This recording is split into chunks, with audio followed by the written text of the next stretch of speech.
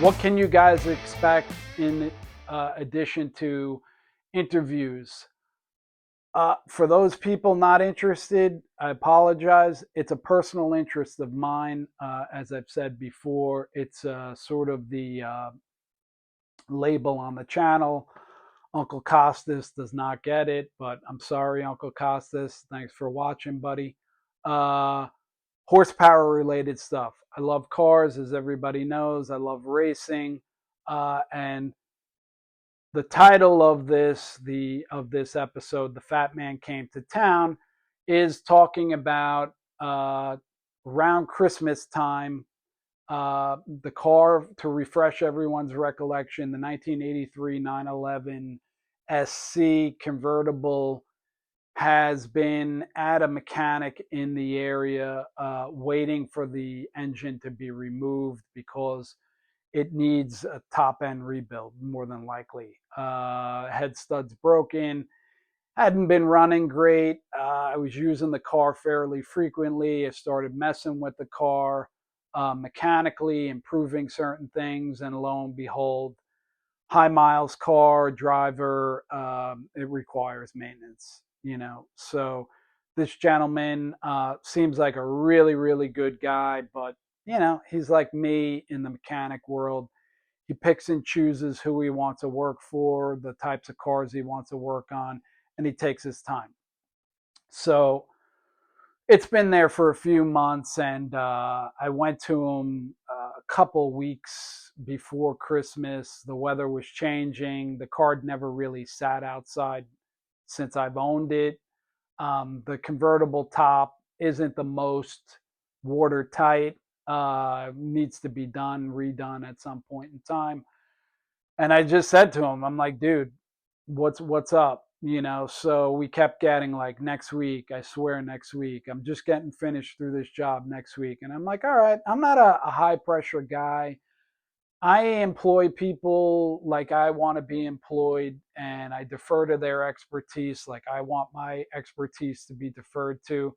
And I'm not a high pressure guy, but we did get some snow last month, and I'm like, the car's outside. And I have a buddy, as everybody who watches a program in the car industry. Cars that are left outside to inclement weather will deteriorate, especially older cars. There's just no way around it. Rust, creatures, whatever you want to say, leak, mold, it's going to happen. And for me, like, this car, this 83 car, was running, was drivable. I was using it to run errands when the weather was nice, go to the gym, blah, blah, blah. Love the car. If it were left out, especially with the weather we got going on now, it would be a nightmare. Not only would the engine need to be rebuilt, we'd start having to do brakes, we'd start having to do suspension, we'd start having to do what's the bearings. They rust, they fall apart if not really controlled in certain climates, blah blah blah. So long story short, about a week before Christmas, I go back, car's not in the thing, and I just go like, listen, I don't want to use names. Listen, I'm going to say Joe, but that's not his name. I'm like, Joe, dude, what are we doing, bro? Like, I have not pressured you. I've not leaned on you. I totally get you got other stuff going on, but I'm going to have to take the car home if we're not getting to it, because it can't stay out here any longer. And he said to me, I think it was like on a Tuesday, I swear Friday or Saturday, the car's coming in. I'm taking the engine out, and then I got a buddy that's going to flatbed it to your house, throw it in the garage, and I'll see you when it's done. And I'm like, okay, bro. So I didn't go back the end of the week. What I did was, on a Sunday, which I knew it was closed, I drove by preparing myself that if the car wasn't in the bay, that I was going to show up the next day, get a ride from my old man or something, and take the car home. I had already reached out to another mechanic that I knew to get on his radar, and he had told me like April would be no problem. Give him 2 months to work on the car. So I was fully prepared. I've put the money aside. I've been saving, and on Sunday I was just like in my mind, like, okay, dude, the car's not inside, don't be upset, don't get angry, like just take the car home and call it a day. And on that Sunday, I drove past and the car was in the bay. And I have to say, I really appreciated the guy's a man of his word. I know it took him a little bit, but he did follow through. And I will add this for people at home that are contemplating this type of a project. I am so glad I did not try to tackle this myself, because he basically told me it took him about a day and a half, 4 hour job, normally, day and a half, because every bolt needed to be heated. Certain things had to be, detached. He wasn't looking to break stuff or manhandle stuff. He took his time. Maybe, he smoked a couple of cigarettes in between, but guy took the engine out. His buddy delivered it. It's in the basement, and you will be seeing updates. I've basically torn the whole interior out. I found a hole. I knew there was a hole. I saw some sort of a bad patch job in the undercarriage when I was looking at the car to buy it. It's a bigger hole.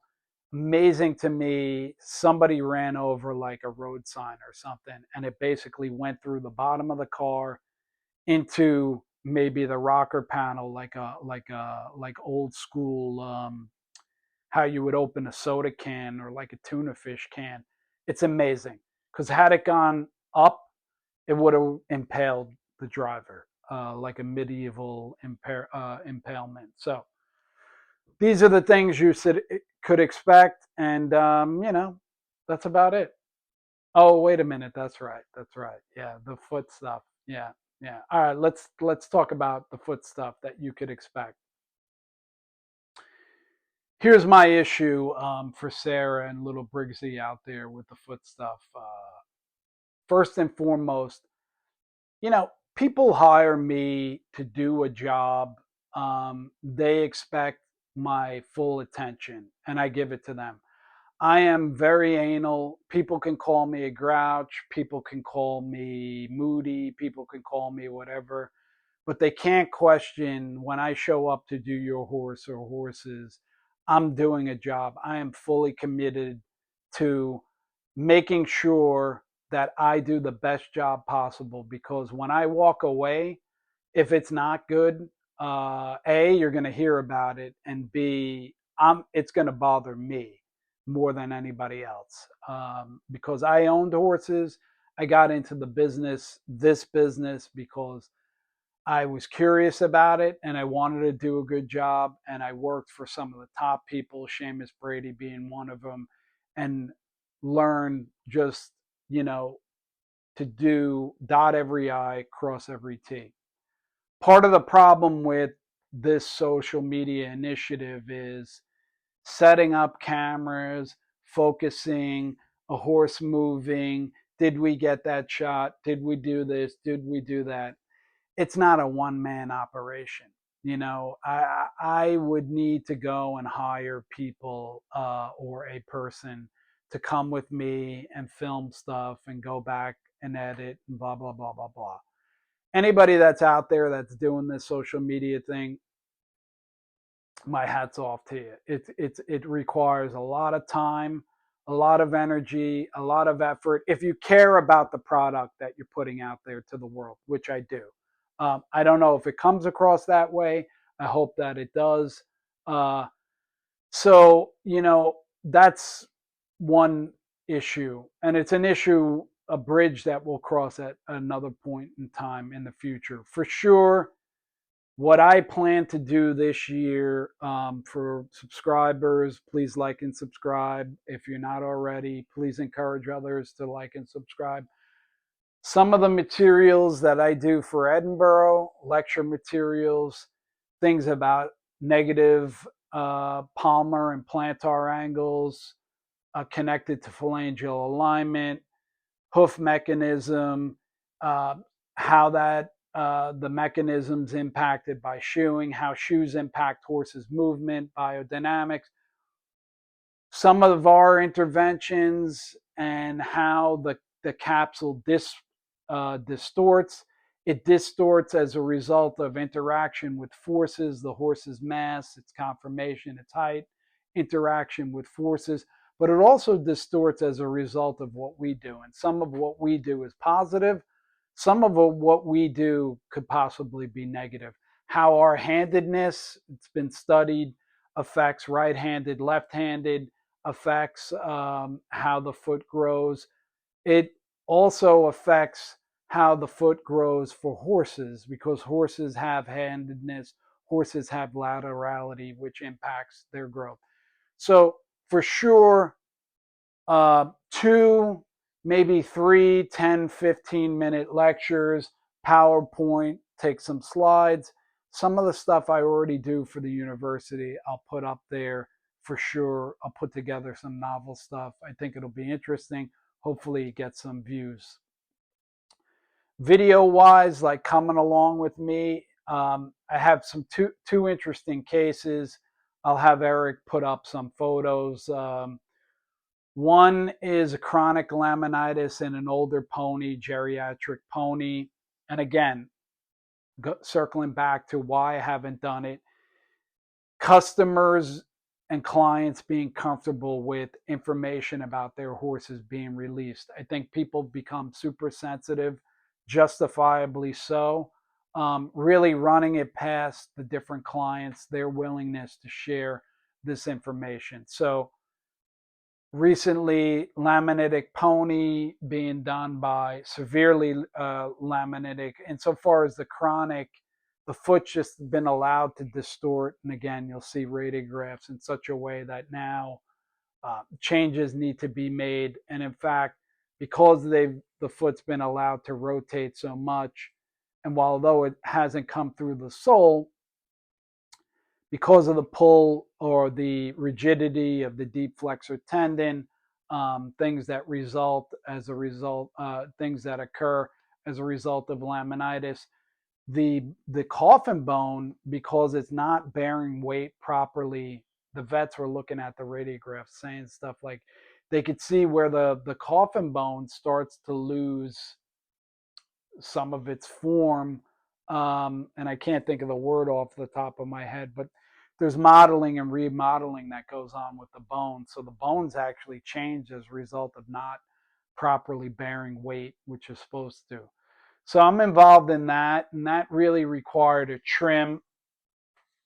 I didn't want to get too creative with the application, so I was discussing with my good friend David. We're just basically taking this styrofoam and creating a shape. I cut it in half because it's like a miniature pony, so instead of 2 inches, we got 1 inch. And then we're basically elasticoning it to the foot.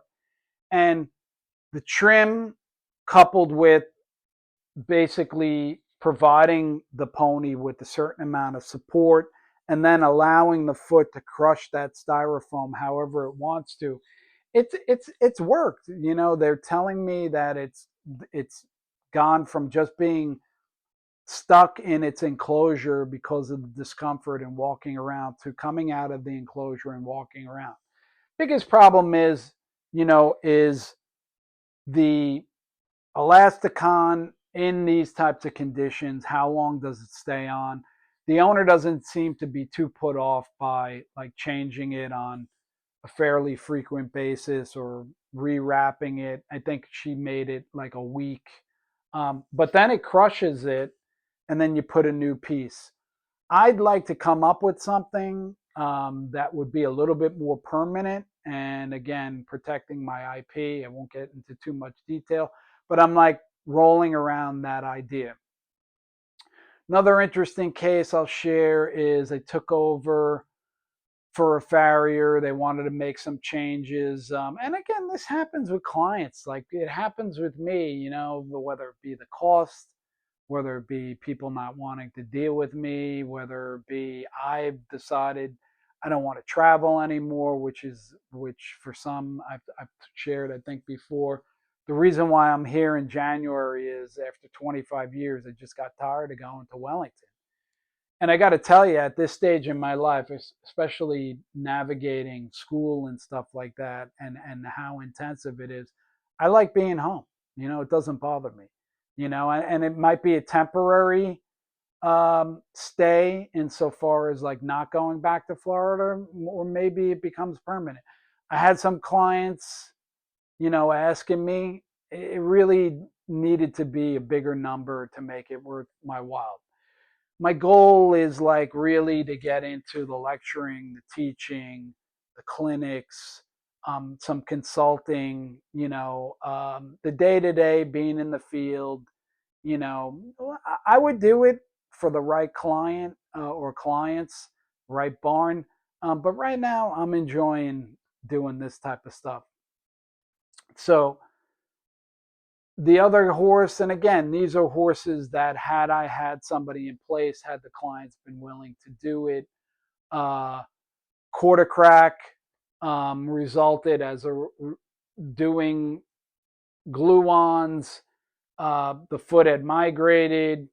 There was, you know, work to uh, bring the foot back, reduce some of that migration, correct some of that distortion using glue. It makes it a lot easier to not have to drive nails with glue. The problem is how a horse statically loads or dynamically loads. If you try to correct that, and I'm going to use the word correct in quotes, sometimes it creates load, while although visually, aesthetically, radiographically, it's perfect, uh, it shifts loads in such a way on the foot and creates pressures in such a way on a foot that that capsule winds up being what's the word that I need to use in this instance?